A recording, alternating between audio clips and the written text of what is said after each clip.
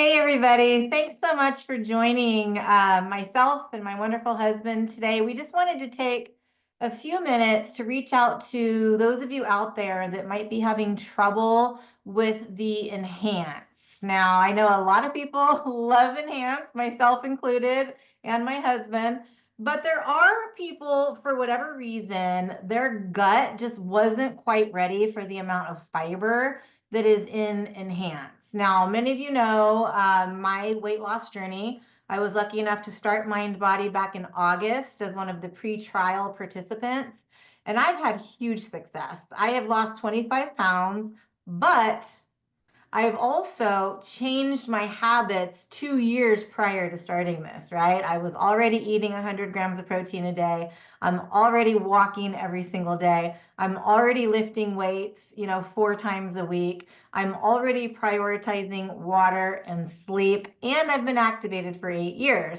So I thought my gut health was on par, but let me tell you, after adding Enhance, I realized it really wasn't.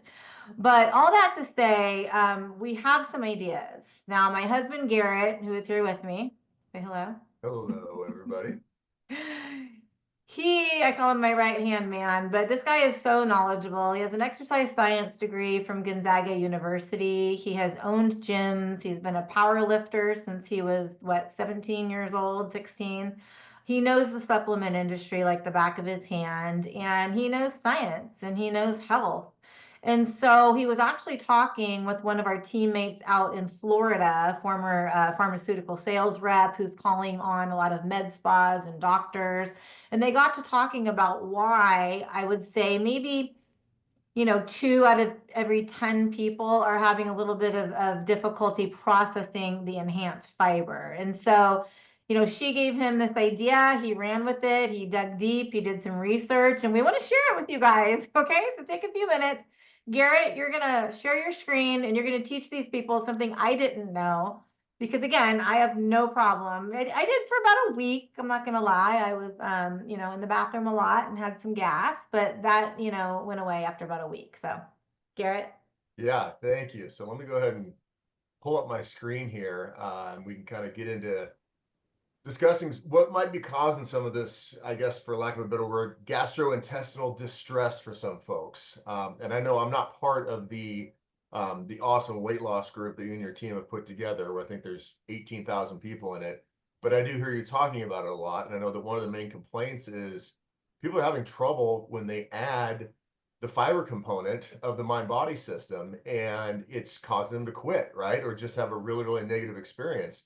And Holly really opened my eyes to some things that, yes, I was aware of, but never really thought about it before.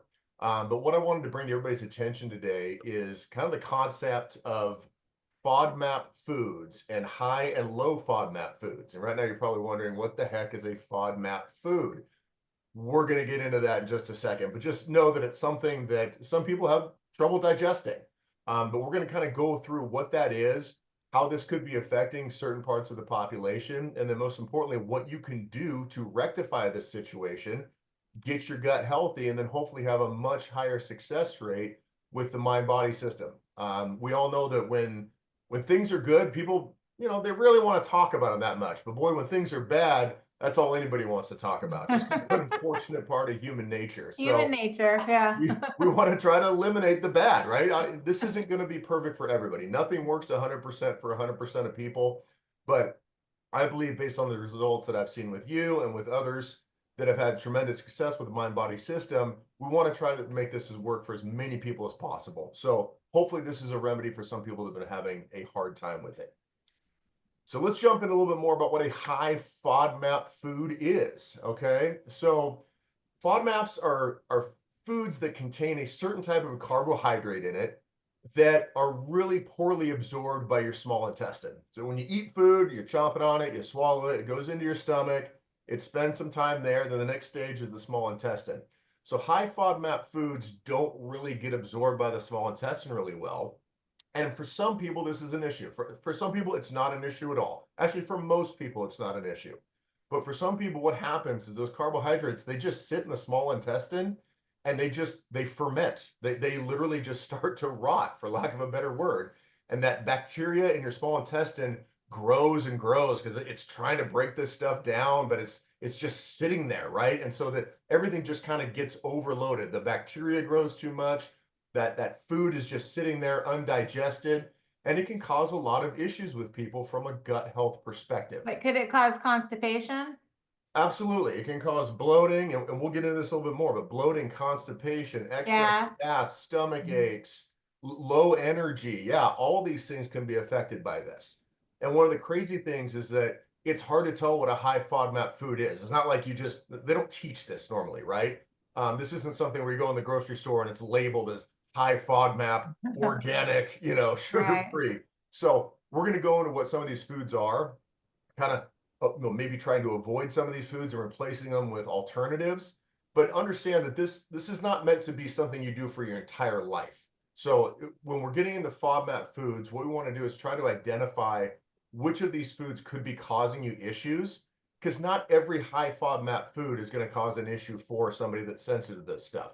It's usually just certain ones. But if we start by kind of eliminating some of the more common foods that are high FODMAP and replacing them with low FODMAP foods and then seeing what the effect is on gut health and the diet, that's what we want to do. It doesn't mean you have to avoid these foods forever. It just means we need to heal the gut and get it to a place where it's digesting better, the bacteria is under control, and then you're able to take advantage of the complete mind-body system. Okay, so how do we do it? All right, so let's get into this, okay? So you're asking me what some of the symptoms are, right? So we know that these are foods that have carbohydrates in them that are not well digested in the small intestine. This leads to rapid fermentation by gut bacteria. Fermentation produces excess gas, bloating, constipation, diarrhea, a whole bunch of other things, okay? Not a fun situation to be in. If you already have this issue and then you add even more fiber to it from the mind-body system, it's like throwing gasoline on a fire. Yeah. Okay, it's just going to make everything worse. You'll actually could potentially gain weight from this because all that fiber is just sitting in there and it's just sucking in water. That makes so much sense. You're Yeah. holding water, you feel like crap, so you're not wanting to work out, right? It's a slippery slope that leads to a really, really bad situation. So how do we control this? Well, let's start eliminating some high FODMAP foods from the diet and replacing them with low FODMAP foods. So there's a couple categories, actually more than a couple. There's about 6 or 7 categories we're going to go through here where I've listed, for instance, in this one, fruit and what high FODMAP fruits are, and then what you could replace them with, okay? So for instance, it's crazy to see this, but apples, right? One of the staples of the American diet, everybody eats apples. I eat one like every day. Every day, right? And for most people, they don't have a problem with it, right? High FODMAP doesn't mean unhealthy. It's just for certain parts of the population, they have trouble digesting these types of foods. So if you're somebody that eats apples all the time, or grapes, right? Or peaches, I love peaches. These are all high FODMAP foods, meaning that the carbohydrates in these foods tend to not be well absorbed in that small intestine, and you get that bloating or that altered, bowel health effect. So try cutting out these and replacing them with the ones on the right. Bananas, right? Oranges, pineapple. Again, very, very common fruits that we eat all the time, but focus on those and not the high FODMAP ones. See how your gut responds, right? Give it a couple of weeks. If you eat an apple every day, stop doing that. Try eating a banana every day. And you're See not that saying change. forever, because I can't live No. without blueberries. No. This is not forever. Absolutely not. And people need to understand that. It's not like your entire life you have to eat a low FODMAP diet. That's not the intent here. Well, and I don't even need to do this because I have no problem with enhanced. But correct. If I heard this, I would be like, no blueberries? What? Yeah, and it's kind of shocking when you look at it because these are common foods, and these foods are very healthy, right? This is just for that subset of the population that already has an existing gut issue that's having trouble with the fiber component of the mind-body system and is really kind of given up on it. Let's try this first, right? And try this for a couple of months, see if that solves the problem. Then you can have success with the mind-body system. So let's go on from fruits here. Let's go to vegetables, right? Again, really common vegetables. Brussels sprouts. Brussels sprouts, your favorite. I don't know why. I don't know anybody else in the world that likes Brussels sprouts as much my as you God, do, I know a ton of people that do. but you love them. And artichokes and cauliflower, Beets, I love peas, beets. asparagus. Again, very common vegetables, very good for you. But if you're sensitive to these high FODMAPs, try eliminating those from the diet for a couple of months and replacing them with the things on the right. Okay. But Okay. with your cucumbers, your carrots, your cabbage, your lettuces, your okra, stuff like that, see if it has an effect on how you feel and your overall gut health. Okay. Dairy, another Okay, really this big one. this is Dairy gonna is be tricky. dairy Yeah. is always controversial for everybody, okay? But here's the good news about dairy is if you're already dairy sensitive, you're probably not drinking milk anyway, right? Or yogurt or anything like that. Those tend to be high FODMAP foods, but there are low FODMAP dairy foods as well. And thank God it's the stuff that people typically like. Cheddar cheese, Swiss cheese, great. Parmesan on my spaghetti, fantastic. Feta on my salad, sour cream, all low FODMAP Well, things. what about one of the ways a lot of people love to eat enhanced is mixed into Greek yogurt? Could they do lactose-free Greek yogurt and that would be okay? Um, I honestly don't know the answer to that. I don't think so. Just But avoid the Greek yogurt? I would have to look into that. Yeah, I Okay. would just say don't mix it with any type of yogurt, lactose free or not. I know lactose free milk is on there. I haven't researched that further enough. I'd be All happy. right, maybe I'll do some research because I know there is lactose-free cottage cheese and lactose-free Greek yogurt. Yes, and lactose is simply the sugar that is in milk, and that could be the carbohydrate that is causing the issue. Absolutely. Okay. So stay tuned on that. Beverages. This is a really fun one. Apple juice, of course, because apples are on there. But look at some of these other things that are on here. Chamomile tea, coconut water, rum. If you got any rum and Coke drinkers, hey, swap that out. Switch over to, I don't know, Vodka. yeah, vodka tonic or something. But again, try replacing the ones on the left with the ones on the Oh right. my gosh, rooibos tea. That is huge in South Africa. I came home with some. Everybody drinks rooibos tea over there. That looks like a very South African word, right? Uh-huh, it's delicious. And thank God red wine is still low FODMAP. White wine, beer. I think Coffee. everybody's gonna be Whew. okay there, right? Okay, But we're try good cutting there. out the oat milk and some of the other stuff. And again, this is not a lifelong thing. This is just for a couple of months to see how your gut reacts and to see if you can heal it. Okay. A couple more here. So sweeteners, all right. Again, a very hot topic with a lot of folks. Artificial sweeteners, natural sweeteners, everything in between. I think this one to me was a little bit surprising in that honey is high FODMAP because I know that's a big go-to natural And sweetener. agave too, And yeah. agave, again, nothing wrong. Those are very healthy things. Just for folks that are sensitive to this stuff, you might want to cut those out. What the There's some heck is easy ones. jaggery on the low FODMAP? What is that? I do not know what jaggery is. Jaggery. Thank you for pulling up the two things that I don't know in this presentation. The rest of them I'm ready to speak to, but jaggery I am not familiar with. It's a traditional unrefined sweetener made from sugar cane or palm sap, often used in South Asia. Okay, There good to you know. go. Okay. So again, replace the stuff on the left with the stuff on the right for a couple months and see what happens. You know, Garrett, I think a lot of people out there are consuming sweeteners that they don't even know, like especially if they're eating a lot of like power bars and drinking Oh yeah. shakes. There's a lot of sweeteners hidden in that stuff that you don't even know. Well, one of the big tricks that they do with especially the protein bars, because everybody's trying to cut out sugar, right? Well, eating raw protein, unless it's meat, is pretty disgusting, right? Like if you're doing unflavored whey protein or unflavored casein, or it's disgusting. So they have to sweeten it. They have to make it palatable. But because there's such an emphasis on sugar and high fructose corn syrup, what they instead use are sugar alcohols, which are the last Yes. listed on there, the polyols. Those have a sweetening effect, but my God, like I don't touch those. I cannot take those. It kills It my destroys stomach every time I do. me too. I can't. But people eat that stuff left and right without even knowing about it. So Yeah. yeah, be extra Like sensitive when to I did the stuff on. keto diet and all those things that you eat have that sugar alcohol in it, Yeah, killed me. yeah, it's nasty stuff for me.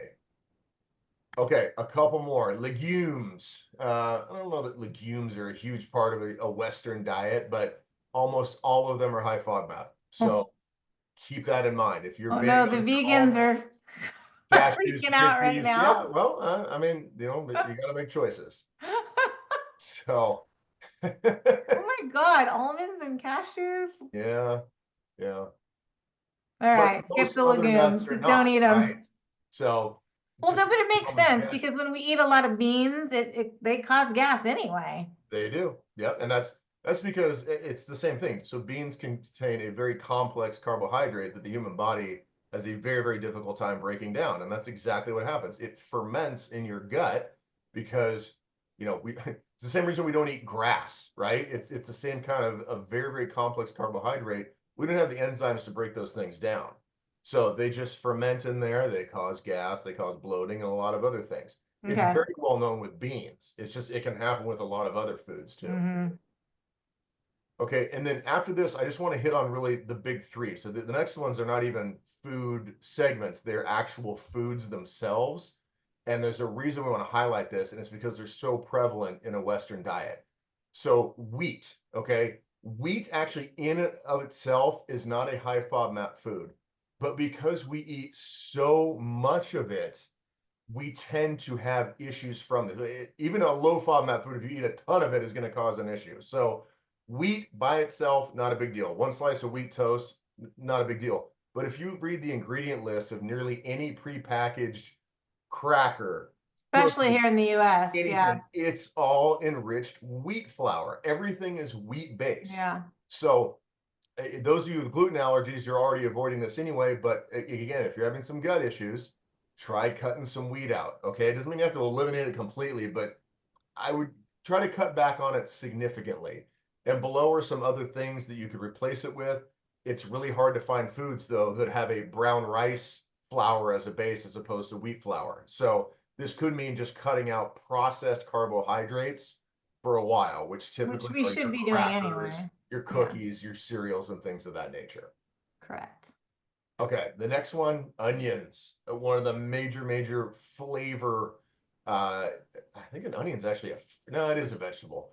I Uh, don't like onions anyway. no, but a lot of people do, I know. I and know. they eat a lot of them because it tastes good, right? We mix it in everything. It's used as a flavor enhancer. Okay, very high FODMAP food. So again, let's cut out the onions. Let's try chives, leeks, asafoetida, which is would be very rare in the U.S., but certainly a possibility. It's just a root of a plant that's not common here. I know that was the third one you were going to ask me about, so I was Mm-hmm. sure to be prepared on there. Okay. Okay, and then the very last one is garlic. I mean, I love garlic. I do You're love garlic. Italian. I'm Italian. You love garlic. Garlic itself, high FODMAP, but there are other things that you can use. There are even parts of the garlic fruit that you can use Hmm. that are not high FODMAP, but try just cutting out the garlic, right? Replace it with Turmeric. all Glad to these see other that things. on there. Yeah, you Good. can use turmeric. These are all low FODMAP alternatives to garlic that are available with everybody. Okay. So I know that's a lot, and I'm not saying you have to eliminate every single one of these high FODMAP foods, but start with the most common ones that you consume the most frequently and just either eliminate them from the diet and replace it with a low FODMAP alternative, or just try to cut way back on it. See if that heals the gut, right? See if you get out of this basically long-term SIBO, a small intestine bacterial overgrowth, which is what happens when you eat high FODMAP foods and they just ferment in your gut and you just feel constantly bloated and have bowel issues and fatigued. Let's try to get away from that for a couple of months, see if we can heal the gut and then have success with the mind body system. So let me turn it over to you for kind of going over what a 6 month plan might look like implementing First, some of this first of stuff. all, can I just say that I looked up lactose-free Greek yogurt, and it is indeed a low FODMAP food. Beautiful. So there you go. Okay. Okay. All right. So here's the thing. Here's the deal, guys. Now, as an admin for Activated Weight Loss with, like Garrett said, over 18,000 people now, I'm privy to seeing everybody's testimonies first. And I'm here to tell you, 8 out of every 10 testimonies we get in that group are fire. Like they are happy, they're losing weight, they're feeling great. 2 out of every 10 are people that we're addressing today that might have some issues with the enhance that for whatever reason decided not to give it enough time, maybe. None of us, myself included, have been on it for more than 6 months. I've been on it for 6 months. But again, my journey started 2 years ago. So I think that for me is kind of the frustrating part when people decide to start a weight loss program like this is. They have in their mind, I don't even like the 12-week. I really don't, because yeah, you might lose a few pounds in 12 weeks, but maybe your body is just figuring things out over those 12 weeks. I know it took my bowels 10 weeks to figure out what Enhance could do for me, but I get sad thinking about all the people that quit after, 6 weeks, 8 weeks. Some didn't even give it that long. And so that's who we're here to talk to, and to hopefully help through that transition. And this is where the 6-month plan for gut health and weight loss success comes in. Now, if you're one of those people that had trouble with Enhance, here's our suggestion to you, okay? Give yourself 6 months, okay? Do 3 months on this low FODMAP diet, which we're going to share a 1-page low FODMAP diet with you, detailing exactly the foods you should avoid, and 3 months of our healthy gut stack, which is Protandim NRF2, which every breathing human being should be on, in my opinion, anyway, our prebiotic and our probiotic. Let's tackle that gut health first. Then let's add in 3 months of the healthy weight stack. So you're going to swap out the prebiotic and the probiotic, and you're going to add in the core and the enhanced mind-body system. You're still going to stay on the NRF2, and you're going to see what that does over the next 3 months. So if you're willing to kind of reset everything with different expectations, a different, guide to follow, a different kind of plan of action. If you're willing to do that, I want you to get back with whoever you order from and let them know, hey, I'm back in. I want to give this a shot again. I'm willing to give myself 6 months to do this and see what happens. I'm telling you guys, you have to give it time. You have to be consistent. You have to really dig deep. If your body cannot process fiber, your body is telling you, help me, okay? Help me. Like, I've completely transformed my gut, my health. I've lost 25 pounds. I'm sleeping great. I just turned 50, and I honestly, God's, my hand to God, I feel better than I did in my 30s. And my husband can attest to that. And he has started to steal my Enhance, and he's drinking that. Now, he doesn't have weight loss goals as a power lifter. He can't afford to not be hungry. He has to eat, but he does need help in the gut health department. And so he's added Enhance, and he's seen incredible results doing that. Luckily, we are selling them separately now, which is great. So people can choose to do that. So if you have any questions about what we talked about today, I urge you to get back with whoever is sharing this with you, and they can help get you those answers. Thank you so much for your time, everybody, and have a wonderful rest of your day or evening whenever you're listening to this. Thanks, Garrett. Appreciate your Thanks, wisdom. everybody. Okay, bye, guys.